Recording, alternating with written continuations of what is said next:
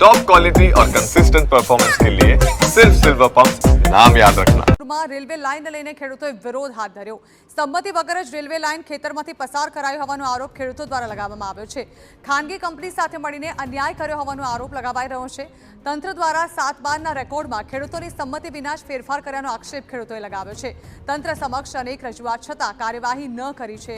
માલિકી હક ખેડૂતોને આપવામાં આવે તેવી માંગ ખેડૂતો દ્વારા કરાઈ છે અને ખેડૂતોનો દાવો છે કે છેલ્લા 45 વર્ષથી આ જમીન પર તેઓ ખેતી કરે છે અને જમીન પર તેમનો માલિકીનો હક છે, તેમ છતાં તેમની કોઈ પણ સંમતિ વગર જ રેલવે લાઇન તેમના ખેતરમાંથી પસાર કરવામાં આવે છે।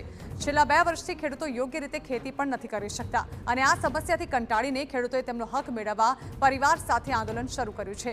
ખેડૂતોની માંગ છે કે યોગ્ય રીતે વાતચીત કરી સમસ્યાનું નિરાકરણ લાવવામાં આવે। રેલવે દ્વારા છેલ્લા 2 વર્ષથી હેરાનગતિ કરવામાં આવી રહી છે।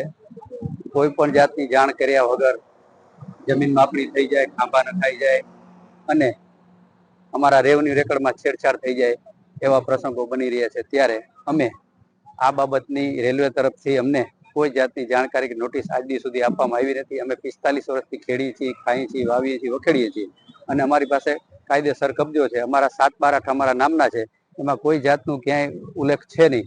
સરકારી અધિકારીઓ ડીએલઆર વાળા કે માપણી કરી અને ટુકડા ટુકડા કરી જેટલી જોઈએ એટલી જમીન એ કાપી અને પછી અમારી પાસે કઈ જમીન વધતી નથી, તો ખેતી ઉપર જ અમારું જીવન ધોરણ છે। અમે નિભાવી કઈ રીતે શકીએ? અમારું ગુજરાન કેમ છે?